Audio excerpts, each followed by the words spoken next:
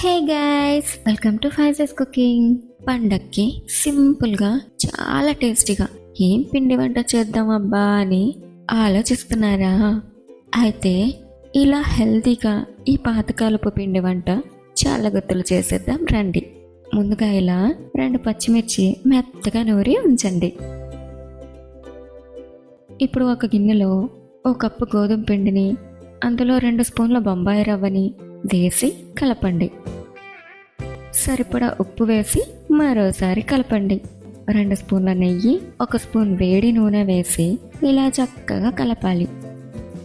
ఇలా కలిపాక ఇందులో 1/2 స్పూన్ పచ్చిమిర్చి పేస్ట్ వేసి పిండి అంతటికీ పట్టేలా బాగా కలపండి. పిండి నొక్కితే ఇలా ముద్ద కట్టాలి. ఇప్పుడు కొద్దిగా నీరు పోసుకుంటూ అంత దగ్గరగా చక్కగా పిండి ముద్దలా కలపండి. ఇలాగా. ఇప్పుడు దీనిని ఒక పావు గంట మూత పెట్టి అలా వదిలేయండి.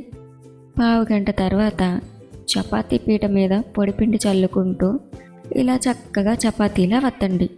ఇప్పుడు ఇలాంటి ఏదైనా చిన్న మూత లేదంటే డబ్బాతో ఇలా అన్ని రౌండ్ షేప్లో చిన్న చిన్న పూరీలుగా కట్ చేసుకోండి. ఇప్పుడు ఒక పూరీ తీసుకుని దాని మధ్యలో ఇలా వాటర్ రాసి దానిపై మరో పూరీ పెట్టండి.